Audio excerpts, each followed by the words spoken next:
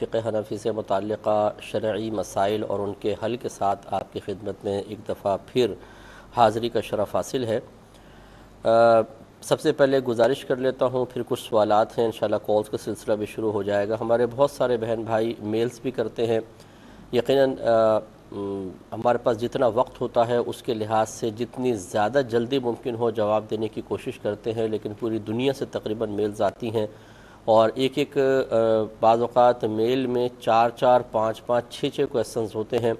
اس بنا پر کبھی دیر بھی ہو جاتی ہے، بہت سارے بھائی بہن اس پر دیر کی وجہ سے ہائپر ہو جاتے ہیں اور پھر وہ مطلب ہمیں خیر میں تو ہوں ایک چھوٹا سا آدمی، لیکن وہ ٹھیک ٹھاک ہماری خاطر تواضع کر دیتے ہیں۔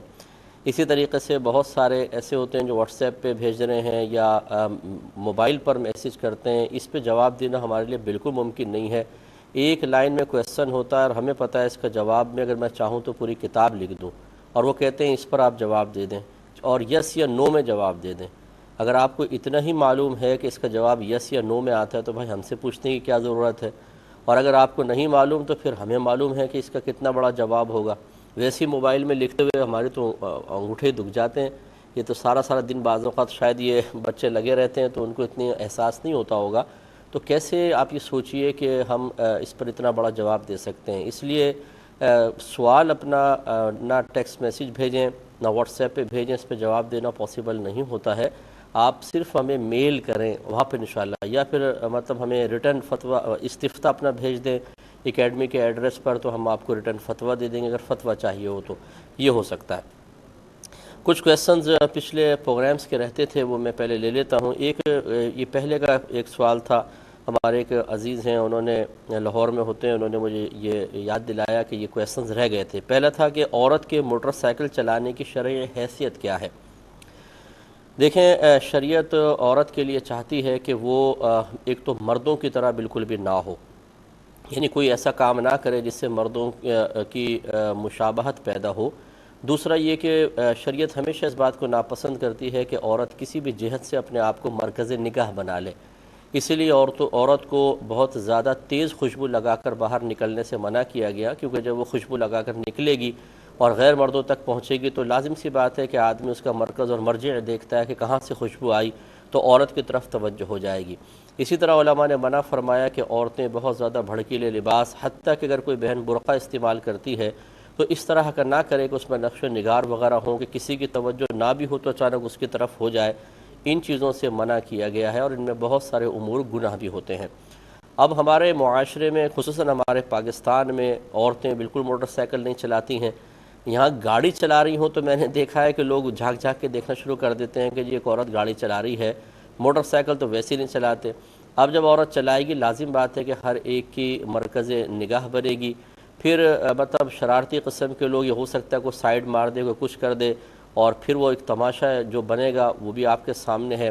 اور پھر یہ کہ یہ موٹر سائیکل جو ہے خاص مردانی وضع کے لیے آپ کہہ سکتے ہیں، اور جس طرح عورتیں موٹر سائیکل پر بیٹھتی ہیں ویسے بیٹھ کے چلانا پاسبل نہیں ہے، لازمات ایک پاؤں ایک ادھر کر کے چلانی پڑے گی، اور اس میں پھر آپ خود سوچ سکتے ہیں کہ کس طرح کا ماحول بنے گا۔ اس لیے ہمارے معاشرے میں خاص طور پر اس سے منع کیا جائے گا، اور اگر میں اس کو کہوں کہ یہ شدید مکروہ ہے تو اس میں کوئی مطلب تعجب خیز بات نہیں ہوگی، کیونکہ مزاج شرع یہ ہے کہ عورتیں اس طرح کی سواریاں استعمال نہ کریں۔ ایک ہمارے کالر ہمارے ساتھ ہیں۔ السلام علیکم۔ السلام علیکم جی وعلیکم السلام۔ میں ہمارا ملتان سے بات کر رہی ہوں۔ مفتی صاحب، میرے چند سوالات ہیں۔ پہلا جی کوشچن یہ ہے کہ نبی پاک صلی اللہ علیہ وآلہ وسلم کا سچا وفادار بننے کے لیے کیا کرنا چاہیے؟ اور میرا اگلا کوشچن یہ کہ بعض لوگ کہتے ہیں کہ شریعت اور طریقت دو الگ چیزیں ہیں، بعض یہاں تک کہہ دیتے ہیں کہ ہم طریقت والے ہیں، شریعت کی ہمیں ضرورت نہیں، تو ان کا ایسا کہنا کیسا ہے؟ جی اور میرا اگلا کوشچن یہ ہے کہ خواتین اپنے نفس کا تزکیہ گھر میں رہتے ہوئے کن ذرائع اور طریقوں کو استعمال کر کے کر سکتی ہیں، کیونکہ وہ مردوں کی طرح علماء کرام سے اس طریقے سے رابطے میں نہیں رہ سکتی، تو ان کو کیا کرنا چاہیے؟ اور میرا ایک کوشچن رہ گیا تھا، آپ نے اس کا آنسر نہیں دیا کہ ایسا کہنا کیسا ہے کہ اللہ نے میری قسمت میں سود کھانا نہ جی لکھا یہ ہوتا۔ لکھا ہے، میں نے یہ ہاں لکھا جی، ہوا ہے، یہ میں جواب دیتا اور ہوں۔ اس طرح سے کہنا کہ اللہ نے گندے رشتہ دار میرے نصیب میں لکھ دیے ہیں۔ اور میرا اگلا کوشچن یہ ہے کہ اس طرح سے کہنا کیسے ہے؟ اور اگلا کوشچن یہ ہے کہ حالت حیض میں عورت مزارات یا قبرستان سے گزر سکتی ہے کہ نہیں؟ بعض لوگ محفلوں کا انعقاد کرتے ہیں تو راستے کو بند کر دیتے ہیں، تو اس کے لیے گزرنا ٹھیک ہوگا کہ نہیں مجبوری کی حالت میں؟ اور میرا اگلا کوشچن یہ کہ غیر محارم کا آپس میں مصافحہ اور معانقہ کا رواج بڑھتا جا رہا ہے، اس کی شرعی حیثیت کیا ہے؟ اور ایک میرا کوشچن یہ کہ ایک عمرے میں اگر کئی واجبات چھوٹ جائیں، ایک دم دینا پڑے گا تو ایک سے زائد دم دینے پڑیں گے، اس کے حوالے سے بتائیے گا۔ اور میرا آخری کوشچن یہ ہے کہ محمد عبید نام رکھنا جائز ہے کہ نہیں؟ کسی نے کہا ہے کہ محمد عبید نہیں رکھا جا سکتا، اس حوالے سے رہنمائی فرمائیے گا۔ ٹھیک ہے، اور ٹھیک ہے، میں انشاءاللہ عرض کرتا ہوں۔ ایک اور کالر ہیں، السلام علیکم۔ السلام علیکم۔ لائن ڈراپ ہو گئی ہے، تو یہ خلاصہ کلام یہ ہوا کہ ہماری بہنیں جو ہیں وہ یہ موٹر سائیکل کی سواری، چونکہ یہ ایک ایسی سواری ہے جو خاص مردانی وضع کے لیے ہے، اور اس میں عورت لوگوں کی، مردوں کی نگاہوں کا مرجع بنے گی، اور پھر شرارتی قسم کے لوگ اس طرح شرارتیں کر کے، اور پھر ہمارے ہاں قانون کا تو آپ کو حال پتہ ہی ہے کہ بعض اوقات کچھ بھی نہیں ہو پاتا ہے، اور بالفرض اگر ہو بھی، جیسے اب آج کل ماشاءاللہ بہرحال اس کی تعریف بھی کرنی چاہیے، جیسے ہمارے کراچی کا ماحول تو بہت ہی اچھا ہوتا چلا جا رہا ہے، تو اس میں اگر قانون سخت بھی ہو تو لیکن جو ایک شرارت کر دیا اور عورت تماشا بن گئی، اور آج کل آپ کو پتہ ہے کہ ہر ایک اٹھاتا بعد میں ہے، ویڈیو پہلے بنا لیتا ہے اور اس کو فوراً پھر اپلوڈ کر دیا جاتا ہے، ایک لمحے کے بات ہے، ہر ایک کے پاس انٹرنیٹ ہے، تو اس میں پھر ایک عورت کا تماشا بن جانا یہ قطعاً غیر مناسب ہے۔ تو ایسے امور کو اختیار کرنا کہ اس قسم کا ماحول بعد میں بنے، یہ شریعت اس کی اجازت نہیں دے گی۔ تو میں اس کو ناجائز حرام نہیں کہہ رہا ہوں، لیکن بہرحال یہ کراہت کے درجے میں ضرور ہے، اس سے اجتناب کرنا چاہیے۔ یہ بہن نے کویسچن کیا تھا، یہ پہلے کا رہتا تھا، اگر کوئی شخص یہ کہے کہ اگر اللہ تعالیٰ نے معاذ اللہ سود میری قسمت میں نہ لکھا ہوتا تو میں لیتا ہی کیوں؟ یعنی اس کا مطلب ہے کہ سود قسمت میں لکھا تھا اس لیے میں لے رہا ہوں، میرا کوئی قصور نہیں، اللہ تعالیٰ نے میری قسمت میں لکھا ہے۔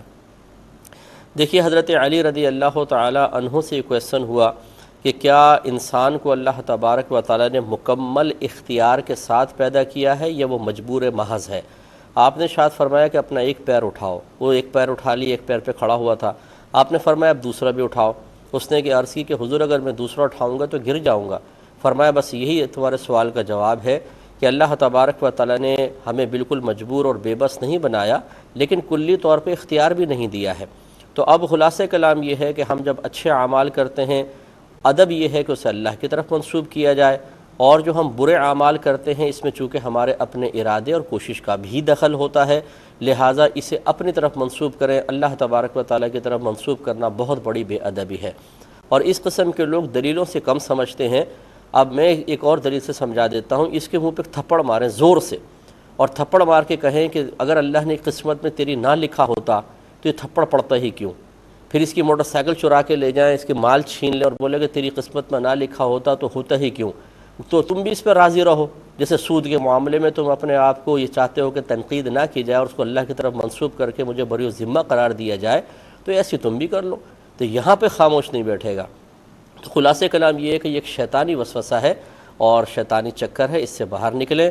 انسان جب کوئی گناہ کرتا ہے، خطا کرتا ہے، تو اللہ تبارک و تعالیٰ اس کے ارادے سلب نہیں کر لیتا، اس کے ہاتھوں بند نہیں جاتے ہیں، اس کی سوچ مفلوج نہیں ہو جاتی ہے، اس کی سوچ اور فکر کا سلسلہ منقطع نہیں ہو جاتا، بلکہ اس کو اختیار ہوتا ہے، وہ اپنے اختیار سے گناہ کرتا ہے اور اسی اختیار کے غلط استعمال پر آخرت میں گرفت ہے۔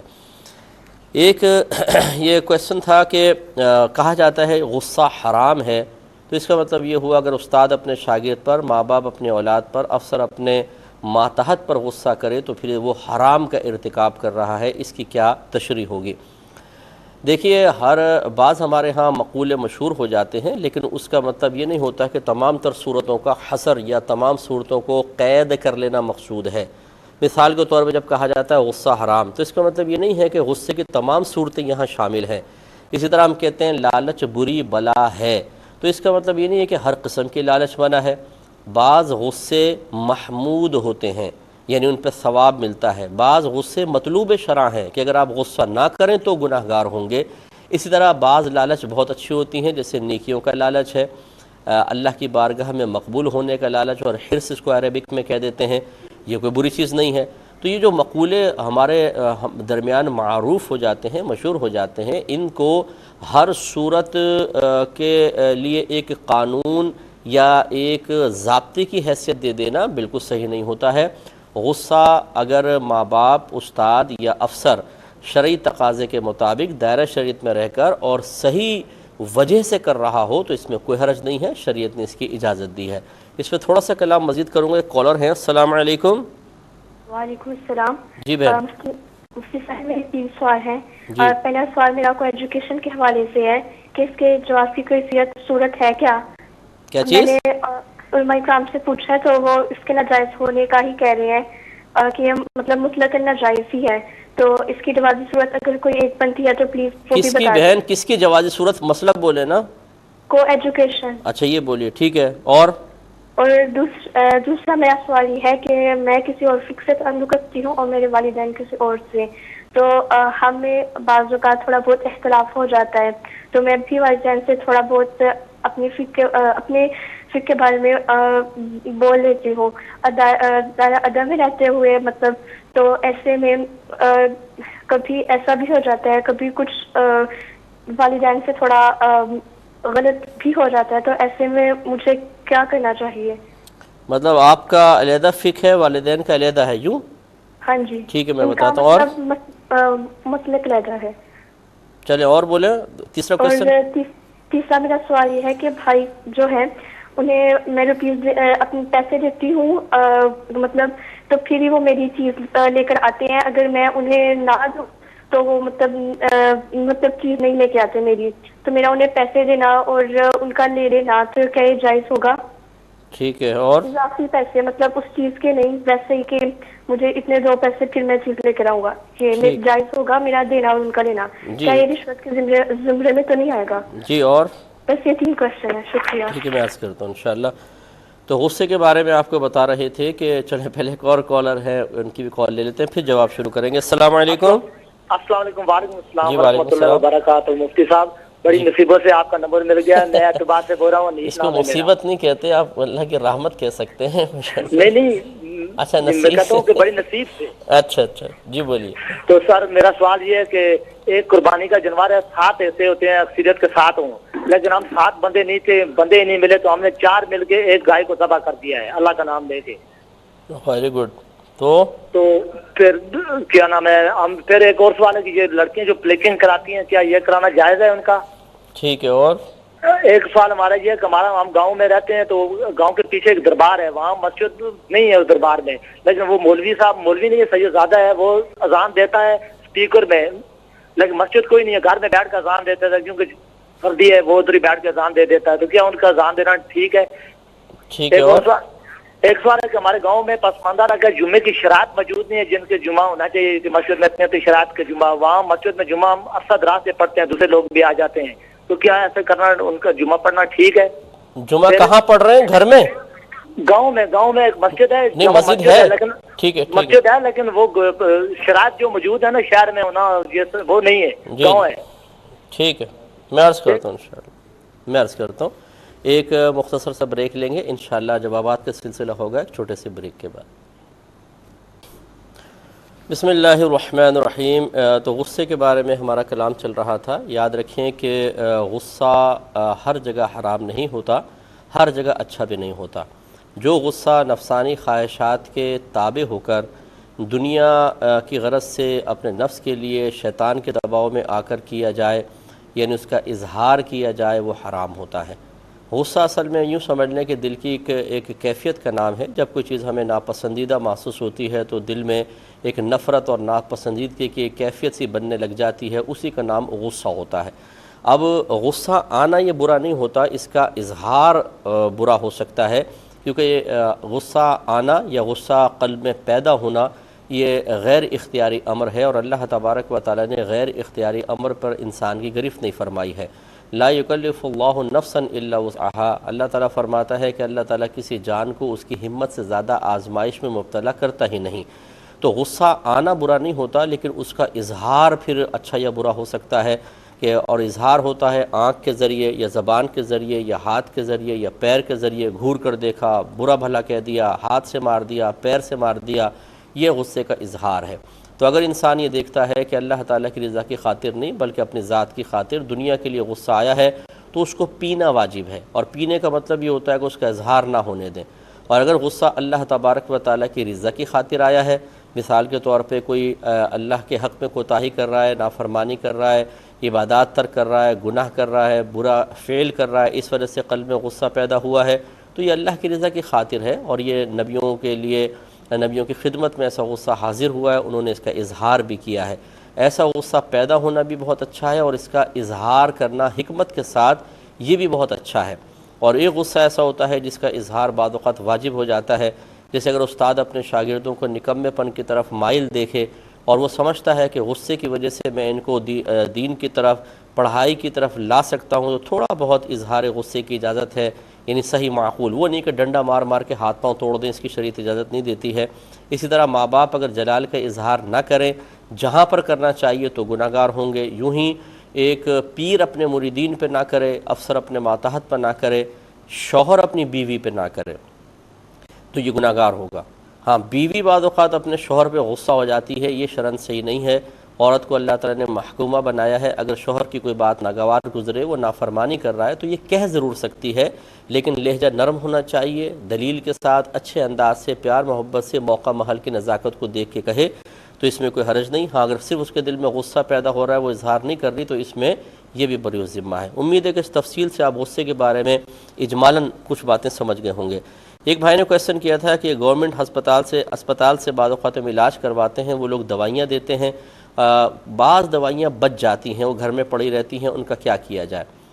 دیکھیں، جب گورنمنٹ نے یہ سہولت دی ہوتی ہے کہ آپ کم پیسوں میں دوائیاں گورنمنٹ ہاسپٹل سے لے لیتے ہیں، یا بعض اوقات فری بھی، مفت میں بھی دیتے ہیں، اور ڈاکٹر نے ہی آپ کو وہاں سے دی ہیں، اور واقعی آپ بیمار بھی تھے، یہ نہیں کہ آپ کے رشتہ دار تھے، یار 4-5 وہ فلاں کے پتے دینا، اس نے نکال کر دے دی اور آپ گھر لے آئے، تو یہ تو لینا ہی ناجائز تھا، کیونکہ نہ آپ بیمار ہیں نہ کچھ، اور آپ نے وہاں سے لے لیے۔ اگر آپ واقعی بیمار ہیں، ڈاکٹر نے آپ کو سجیسٹ کیا، پھر وہاں سے آپ کو باقاعدہ یہ چیزیں دی گئیں، تو آپ اس کے مالک ہو گئے ہیں۔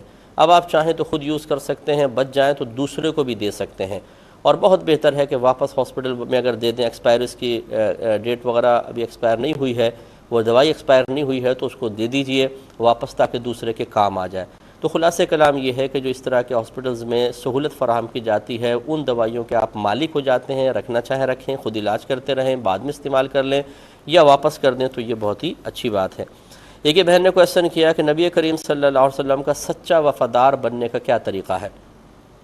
دیکھیں، اس کا طریقہ یہ ہے کہ صحابہ کرام علیہم رضوان کی حیات طیبہ کا مطالعہ کیا جائے، اور اپنی زندگی کو بالکل ان کے طرز عمل کے مطابق ڈھال لیا جائے، تو سمجھ لیں آپ نبی کریم صلی اللہ علیہ وسلم کے سچے وفادار ہو گئے، کیونکہ ان سے بڑھ کر وفادار کوئی بھی نہیں ہے۔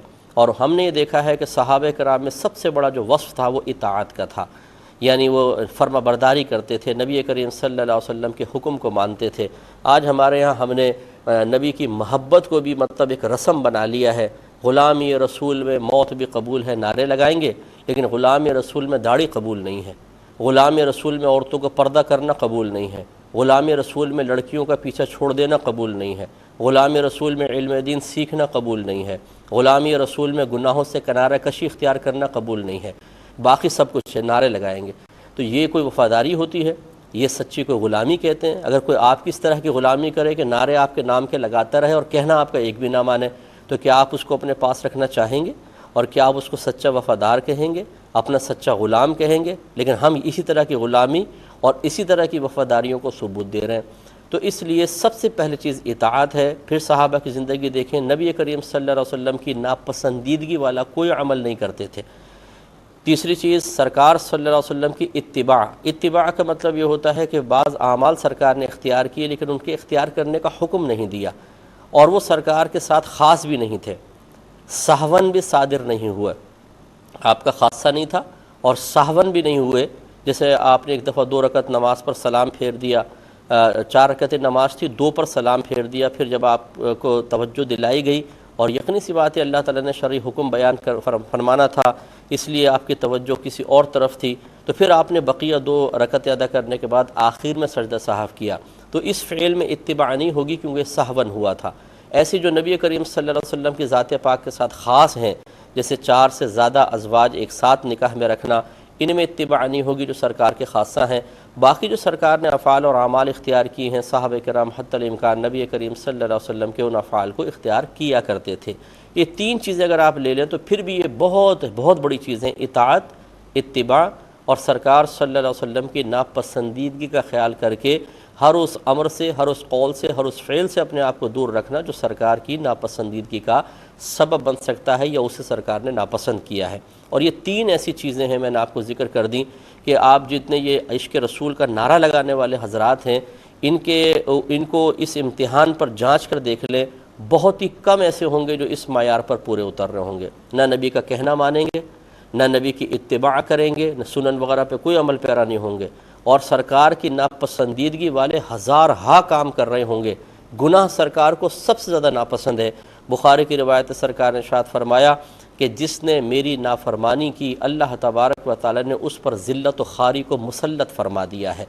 اب اندازہ فرمائے اتنے سخت الفاظ سرکار نے بیان فرمائے، تو گناہوں سے کون کنارہ کشی اختیار کرتا ہے؟ نبی کریم کی غلامی کا دعویٰ ہے۔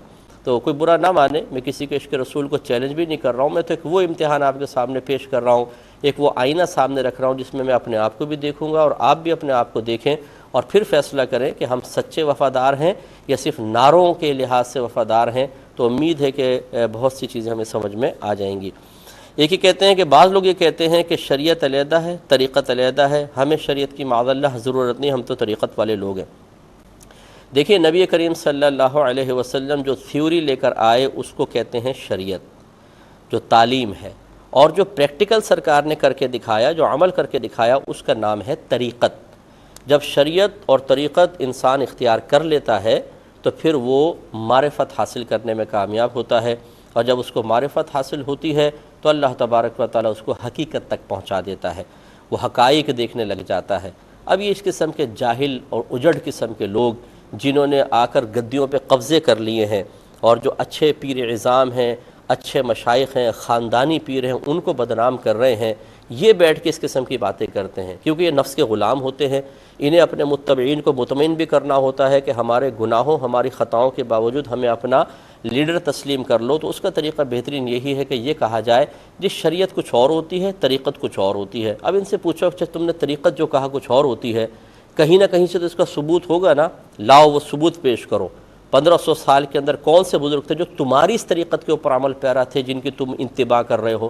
وہ شیطان کے علاوہ کوئی نظر نہیں آئے گا، ان کا پیر شیطان ہوتا ہے۔ شیطان نے سب سے پہلے اللہ تبارک و تعالیٰ کی نافرمانی کی، اس نے اپنے ایک طریقہ نکالا، شریعت کو چھوڑ دیا، اللہ تبارک و تعالیٰ کے حکم کو نظر انداز کیا۔ تو اب آپ خود غور کر لیجئے، آدم علیہ السلام سے لے کر ہمارے سرکار تک، پھر ان کے جو قریبی متبعین، پھر صحابہ کرام، پھر اولیاء اعظام، سب کے سب اللہ تبارک و تعالیٰ کے احکام اور نبیوں کی لائی ہوئی، جو متبعین ہیں وہ نبیوں کی لائی ہوئی شریعت پہ چلتے رہے، اور انبیاء علیہ السلام خود بھی اس پر عمل پیرا ہو کے شریعت بتاتے رہے۔ یہ کون سا گروپ نکل آیا؟ ہمارے علماء نے فرمایا، اکابرین نے، صوفی اعظام نے لکھا ہے، جو یہ کہے کہ ہمیں شریعت کی ضرورت نہیں، وہ دائرہ اسلام سے باہر نکل جائے گا اور اس کو جہنم میں ڈالا جائے گا۔ لہٰذا اس قسم کے لوگوں سے اپنا دامن بچائیں، اتنے بھی پپو اور سادہ نہ بنیں۔ دنیا کے اندر تو پان بھی خریدتے ہیں تو جرح کرتے ہیں، سبزی خریدتے ہیں تو جرح کرتے ہیں، لیکن جب اپنے ایمان کی باری آتی ہے تو اس قسم کے لٹیروں کے ہاتھ میں اپنے ایمان اور اپنی بچیوں کے ایمان دے کر اور ہم مطمئن ہو جاتے ہیں، اور یہ لوٹ رہے ہیں، اپنے خزانے بھر رہے ہیں اور لوگوں کو گمراہ کر رہے ہیں۔ اس قسم کے لوگوں سے محفوظ رہا جائے۔ ہاں، اچھے پیر اعظام جو صحیح العقیدہ ہوں، صاحب علم ہوں، باشرع ہوں، اعلانیہ کوئی گناہ نہ کرتے ہوں، اللہ تبارک و تعالیٰ کی شریعت کو عام کرتے ہوں، دنیا کا لالچ ان کے اندر آپ کو نظر نہ آئے، اپنے متبعین کی اصلاح کا جذبہ ہو، صرف اس وجہ سے نہیں کہ سیٹھ آ کر بیٹھا تو اس کو کچھ سمجھاؤں گا تو ناراض ہو کے چلا جائے گا، تو غریب کو سمجھا رہے ہیں، سیٹھ کو چھوڑ رہے ہیں، نہیں، سب کے ساتھ اصلاح کا برابر کا برتاؤ کرتے ہوں۔ یہ ہیں وہ لوگ کہ جن کا آپ دامن تھام لیں تو انشاءاللہ آپ کا بیڑا پار ہو جائے گا۔ ان سے بچیں جو یہ شریعت کو نہیں ماننے والے لوگ ہیں۔ یہ کہتے ہیں کہ خواتین گھر میں ہوتی ہیں، یہ تزکیہ نفس کی کون سی صورت اختیار کریں، کیونکہ مرد تو علماء کی صحبت میں یا مشائخ کی صحبت میں جا سکتے ہیں۔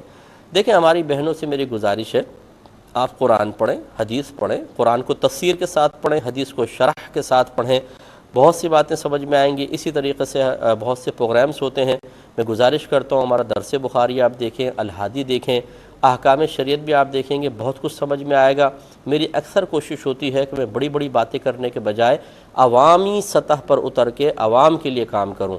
بڑی بڑی کتابیں لکھنے والوں نے لائبریریاں بھر دی ہیں، مشکل بیانات کرتے ہیں، لوگ کہتے ہیں واہ واہ بڑا زبردست بیان ہے، لیکن اس میں عمل والی کون سی بات ہوتی ہے؟ عوام اس سے بعض وقت نہیں سیکھ پاتی ہے، اس کی وجہ سے عوام زیادہ دین سے دور ہو جاتی ہے۔ آپ ہمارے بیانات سن کر دیکھیں، بالکل عوام کی اصلاح کے لیے ہوتے ہیں، انہیں آپ ضرور مطالعہ کریں۔ اس کے علاوہ تصوف کی وہ کتب جیسے امام غزالی رحمۃ اللہ علیہ نے لکھی ہیں، ان کا مطالعہ کریں۔ اور انشاءاللہ جیسے میں نے آپ کو پچھلے پروگرام میں بھی عرض کیا تھا، آپ دعا کریں کہ میں ایک کتاب لکھ رہا ہوں، یہ کتاب مکمل ہو جائے تو الف سے لے کر یہ تک انشاءاللہ ایک عام مسلمان کو کس طریقے سے سب سے پہلا اسٹیپ اٹھانا چاہیے، پھر سیکنڈ، پھر تھرڈ، کس طرح وہ قرب الہی کی منازل طے کر سکتا ہے، اللہ کی بارگاہ میں مقبول ہو سکتا ہے، کس طرح اپنا تزکیہ نفس کر سکتا ہے، مردوں کے لیے، خواتین کے لیے، دونوں کے لیے انشاءاللہ مفید ہوگی۔ آپ دعا کریں میں کتاب کمپلیٹ کرنے میں کامیاب ہو جاؤں۔ مختصر سا بریک لیں گے، یقین آپ ہمارے ساتھ ہی رہیں گے۔ بسم اللہ الرحمن الرحیم۔ یہ بہن نے پوچھا کہ کوئی اگر شخص یوں کہے کہ رشتہ دار جیسے کوئی خرابیاں کرتے ہیں، برائی کرتے ہیں، تو اس کی زبان سے نکلا کہ اللہ تعالیٰ نے یہ گندے رشتہ دار میرے ہی نصیب میں لکھنے تھے یا لکھ دیے، کیوں لکھ دیے وغیرہ، تو اس طریقے سے جملے ادا کرنا کیسا ہے؟ دیکھیں یہاں دو اس کی صورتیں ہوتی ہیں۔ ایک یہ کہ اللہ تبارک و تعالیٰ کی تقسیم پر اعتراض کا بالکل ارادہ نہ ہو، غیر ارادی طور پر لوگوں کے تسلسل سے، برے رویے کی وجہ سے دل میں نفرت پیدا ہوئی، گھٹن پیدا ہوئی اور یہ جملہ نکل گیا، اور بعد میں اس کو احساس ہوتا ہے، وہ توبہ بھی کر لیتا ہے، تو یہ گناہ ضرور ہے لیکن کفر نہیں ہے۔ اور اگر خاص اللہ تبارک و تعالیٰ کی تقسیم پر اعتراض کا ارادہ ہے کہ اللہ نے ایسی قسمت کیوں بنائی ہے، یعنی یہ چیز ذہن میں آ چکی تھی پھر بھی اس کے باوجود اس قسم کے جملے کہہ رہے ہیں، تو یہ پھر انسان کو دائرہ اسلام سے باہر نکال سکتا ہے۔ وجہ اس کی یہ ہے کہ اللہ تبارک و تعالیٰ نے جو فیصلے کیے ہمارے حق میں بہت ہی حکیمانہ فیصلے ہیں۔ ہماری مثال بلا تمثیل میں سمجھانے کے لیے صرف عرض کر رہا ہوں، جیسے چھوٹے چھوٹے بچے ہوتے ہیں، ماں باپ ان کے ساتھ مختلف رویے اختیار کرتے ہیں جن میں سے بہت سارے بچوں کو سمجھ میں نہیں آتے، نہ ماں باپ کے فیصلے سمجھ میں آتے ہیں، نہ ان کا رویہ سمجھ میں آتا ہے، بھی کیوں ڈانٹ رہے ہیں، کیوں اگنور کر رہے ہیں، کیوں روڈلی گفتگو کر رہے ہیں، بچوں کو سمجھ میں نہیں آتا۔ اب وہ بچے اپنے ماں باپ پہ اعتراض کریں تو یقیناً سمجھانے والا یہی کہے گا کہ بیٹا بھی آپ بہت چھوٹے ہیں، ذرا بڑے ہو جاؤ، ماں باپ کے لیول پر آ جاؤ تو پھر آپ کو سمجھ میں آ جائے گا۔ بلا تمثیل اب میں یہ عرض کر رہا ہوں کہ اللہ تبارک و تعالی حکیم مطلق ہے، پوری کائنات کا نظام چلانے والا، جس نے چاند، سورج اور زمین بنائے۔ زمین کے اندر آپ دیکھیں، انسانوں کا نظام دیکھ لیں، غذا کی تقسیم کا نظام دیکھ لیں، کیا ایسا رب کریم جو اتنے زبردست قسم کے نظام کو لے کے چل رہا ہے اور اتنی بہترین اس نے تقسیم فرمائی ہے، کیا وہ آپ کے حق میں معاذ اللہ غفلت کا شکار ہو جائے گا، غلطی کا شکار ہوگا؟ یہ ہماری جہالت اور قصور عقل ہوتا ہے کہ ہم نے نہ علم سیکھا ہوتا ہے۔ یہ ہمارے ماں باپ کا سب سے بڑا قصور ہوتا ہے، نہ علم سکھاتے ہیں، نہ دین کے قریب آنے دیتے ہیں، نہ خود اچھی صحبت اختیار کرتے ہیں، نہ اپنے بچوں کو صحبت اختیار کرنے دیتے ہیں۔ تو پھر اس قسم کے ہی مجتہد نکلیں گے جو اللہ تبارک و تعالیٰ پہ اعتراضات کر کے بھی اپنے آپ کو حق بجانب تصور کرنے کی کوشش کریں گے اور اپنے ایمان سے ہاتھ دھو بیٹھیں گے۔ تو اس لیے قطعی طور پر اگر کسی کا معاذ اللہ یہ ارادہ ہو کہ وہ اللہ تبارک و تعالیٰ کی تقسیم پر اعتراض کر کے ایمان بچا سکتا ہے تو یہ غلط ہوگا، وہ تباہ ہو جائے گا۔ اس کا سب سے پہلا جو مطلب استاد تھا یا کہہ لیں کہ بڑا تھا، وہ شیطان تھا۔ اس نے اللہ کی تقسیم پر اعتراض کیا۔ اللہ تعالیٰ نے عزت آدم علیہ السلام کو عطا فرمائی، تمام فرشتوں کو فرمایا سجدہ کریں، یہ شیطان جن تھا لیکن ان کے ساتھ تھا، اس کو بھی حکم دیا۔ اس نے اس تقسیم پر اعتراض کیا کہ یہ عزت ان کو کیوں، مجھے کیوں نہیں دی۔ اس تقسیم پر اعتراض سے اس کا انجام کیا ہوا؟ ابا واستکبر وکان من الکافرین۔ اللہ تعالیٰ فرماتا ہے اس نے انکار کیا، تکبر کیا اور کفر کرنے والوں میں سے ہو گیا۔ تو ہوشیار رہیے، اس نے 80,000 برس عبادت کی تھی اللہ تعالیٰ کی، اور معلم الملکوت تھا، فرشتوں کو استاد تھا، اللہ نے ایمان چھین لیا تقسیم پر اعتراض کی وجہ سے۔ تو آپ اور میری حقیقت اور ہماری اوقات کیا ہے کہ ہم اللہ تبارک و تعالیٰ کی حکمتوں پہ اعتراض کریں تو اللہ کی بارگاہ میں توبہ کریں اور تجدید ایمان، تجدید نکاح کریں اور آئندہ سے بچیں۔ یہ بہن کہتی ہیں بعض اوقات یہ محافل وغیرہ ہوتی ہے، راستے بند کر دیے جاتے ہیں تو خواتین کو مجبوراً دوسرے راستے اختیار کرنے پڑتے ہیں۔ اب ایک عورت حالت حیض میں ہے اور رستہ قبرستان سے نکلتا ہے، کیا وہ وہاں سے گزر سکتی ہے؟ تو جی ہاں بالکل گزر سکتی ہے، یہ مطلب یہ نہیں ہے کہ پاک عورت ہی قبرستان سے گزر سکتی ہے اور حائضہ کو گزرنا منع ہے۔ عورت کے لیے تو ویسی قبرستان جانا منع ہے، لیکن اس قسم کے جو آپ نے مجبوری ظاہر کی ہے کہ متبادل کوئی راستہ ہی نہیں چھوڑا، قبرستان سے نکلنا ہے، تو حالت حیض میں بہن گزر سکتی ہے، کوئی گناہ گار ہونے کا معاملہ نہیں ہے۔ ایک انہوں نے کہا کہ آج کل یہ جو نامحرم ہیں یہ آپس میں مصافحہ اور معانقہ کا بڑا رواج ہوتا چلا جا رہا ہے، اس کی کیا شرعی حیثیت ہے؟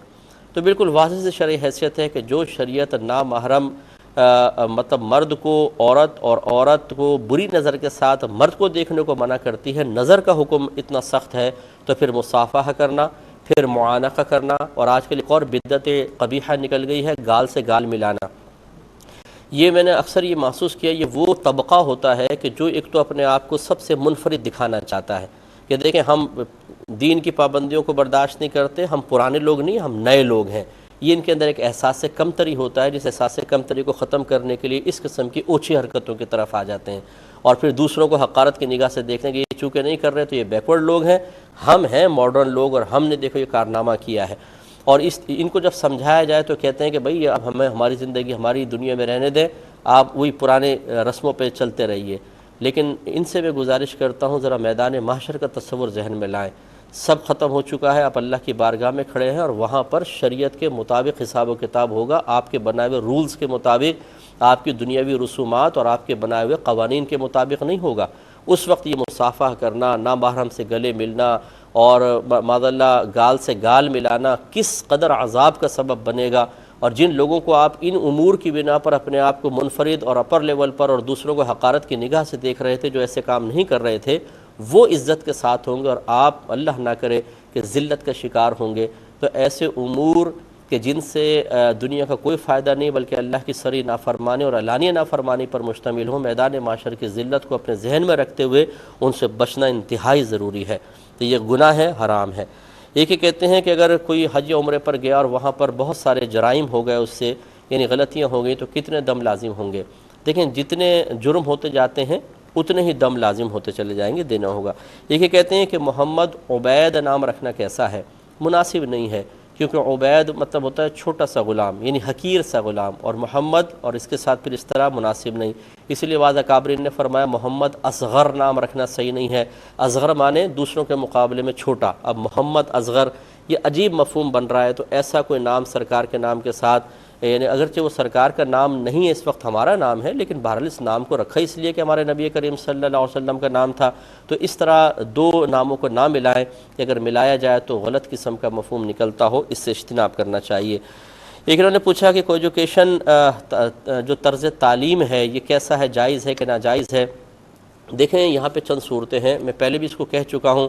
ایک ایسی صورت ہے کہ آپ کے لیے کوئی چوائس نہ ہو، آپ کو پڑھنا لازم ہے اور اسی ماحول میں پڑھنا لازم ہے، اس کے علاوہ کچھ نہیں ہو سکتا، تو پھر اس میں شرعاً بالکل اجازت ہوگی۔ جیسے باہر کے تمام ملکوں کے اندر ایسے معاملہ ہے کہ تعلیم لازم ہے او لیول تک، اور کوئی ایجوکیشن سسٹم ہوتا ہے، آپ اس میں شروع میں بعض اوقات ایسا ہوتا ہے، بعض اسکولز ایسے ہیں لڑکیوں کے لیتے ہیں لڑکوں کے لیتے ہیں، لیکن بہرحال آگے سب ایسی سسٹم ہوتا ہے، تو وہ ایک مجبوری کی صورت ہے۔ وہاں پر حتی الامکان اپنے بچوں کو اختلاط کے بارے میں اور ان کے نقصانات کے بارے میں بتایا جائے، تو انشاءاللہ امید ہے اللہ کی ذات پاک سے کہ اللہ تعالیٰ درگزر فرمائے گا۔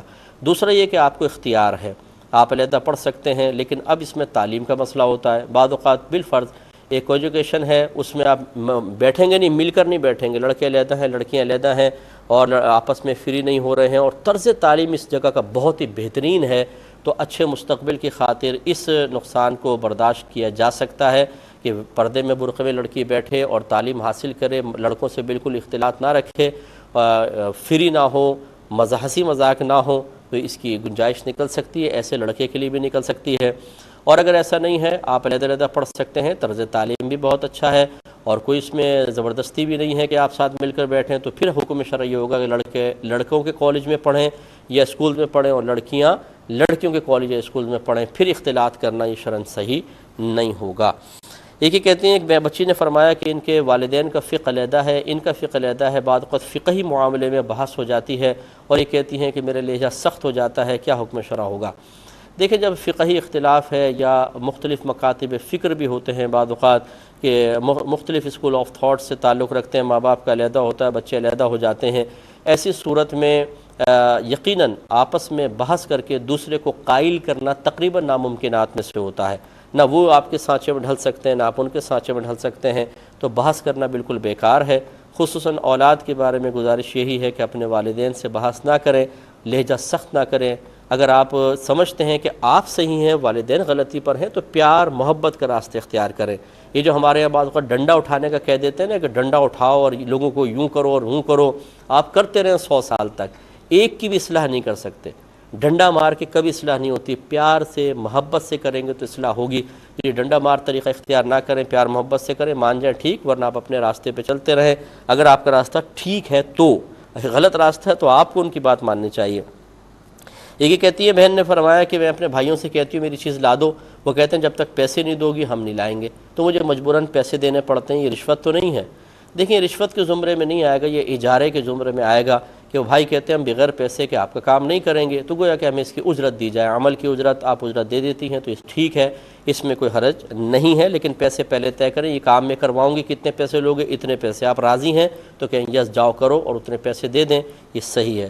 لیکن ایسے بھائیوں کو خدا کا خوف کرنا چاہیے، بہنوں کے لیے مطلب اس طرح ان سے پیسے لے لے کے ان کا کام کریں، بالکل غلط ہے۔ ویسے یہ شرعی لحاظ سے صحیح ہے، لیکن اخلاقی اعتبار سے بھائیوں کو تو چاہیے بہنوں کا بڑا خیال کریں۔ بچیاں تو ویسی ہی بہت اچھی ہوتی ہیں اور بہنیں بہت ہی اچھی ہوتی ہیں۔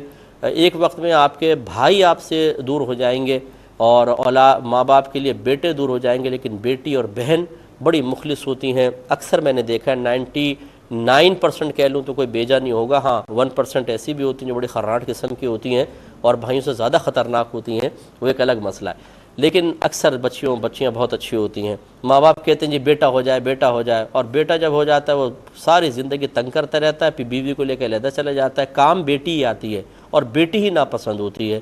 اس پر بھی ہمیں توجہ کرنی چاہیے۔ بھائی نے فرمایا کہ قربانی کے 7 حصے ہوتے ہیں، مثلا گائے میں تو ہم 4 آدمیوں نے مل کر ایک گائے کر دی تھی، اس قربانی صحیح ہے؟ تو دیکھیں یہ تو بالکل صحیح ہے، جواب یہ ہے کہ بالکل صحیح ہے۔ یہ جو کہا جاتا ہے کہ 7 حصے، اس کا مطلب ہے کہ زیادہ سے زیادہ 7 حصے ہو سکتے ہیں، اس سے زیادہ نہ کریں، کم کی کوئی قید نہیں ہے۔ تو آپ 4 نے مل کے ایک گائے کی تو سب کی قربانی الحمدللہ ہو گئی۔ یہ کہتے ہیں کہ ہمارے ہاں ایک مزار شریف ہے، وہاں مسجد نہیں ہے، تو جو وہاں کے متولی ہیں سید زادے ہیں وہ گھر میں ہی اذان دے لیتے ہیں اور پھر جماعت وغیرہ ہو جاتی ہے۔ کیا یہ طریقہ صحیح ہے؟ بالکل صحیح طریقہ ہے۔ اذان کے لیے مسجد کا ہونا ضروری نہیں ہے، بلکہ علماء نے فرمایا اگر قریب کوئی مسجد نہیں ہے تو اپنے گھر میں اذان دے لے انسان، تو بالکل صحیح کر رہے ہیں، اس میں کوئی حرج نہیں ہے۔ دوسرے نے کہا کہ ہمارے گاؤں میں جمعہ ہو رہا ہے، حالانکہ جمعے کی شرائط میں سے ہے کہ شہر میں جمعہ ہو۔ جی ہاں، یہ جمعے کی شرائط میں سے تھا، یہ بالکل تھا، لیکن اب چونکہ بہت زیادہ اس میں عموم بلوہ ہو گیا ہے، ہر گاؤں میں تقریباً جمعے قائم ہو رہے ہیں، تو علماء نے ارشاد فرمایا کہ اب عوام کو منع نہ کیا جائے، نہ انہیں ظہر احتیاطی کا حکم دیا جائے، لہٰذا آپ کے گاؤں میں جمعہ بالکل ٹھیک ہے، بشرطے کہ امام واقعی امام کی شرائط پر پورا اترتا ہو، تو پھر یہ جمعہ آپ کا بالکل ٹھیک ہے، اس میں کوئی حرج نہیں ہے۔ ای میل ایڈریس چل رہا ہوگا، جو بھائی بہن ہمیں میل کرنا چاہیں میل کریں، اس ایڈریس پہ کر دیں، یا mufti.akmal.net پر آسک امام کے آپشن میں جا کر آپ ہمیں کویسچن بھیج سکتے ہیں، یا میرا جو personal E mile I D ہے muftiakmalqtv2 اس پہ بھیج دیں، تو انشاءاللہ کوشش کریں گے جلدی آپ کو جواب دیں۔ دیر ہو جائے تو میری مجبوری آپ ہماری سمجھ لیجئے گا، اتنی میلز آتی ہیں یقین کریں کہ میں آپ کو بتا نہیں سکتا ہوں، اور ہم کسی میل کے پیسے نہیں لیتے ہیں، کوئی ایسا نہیں ہے کہ کوئی میں پیسے لے رہا ہوں، ہم فی سبیل اللہ کی رضا کی خاطر آپ کو جواب دینے کی کوشش کرتے ہیں، اور کوئی ایسا نہیں ہوتا کہ میرے رشتہ دار کی آئے تو میں پہلے جواب دے دوں اور دوسرے کی آئی تو بعد میں، یہ بھی نہیں ہے۔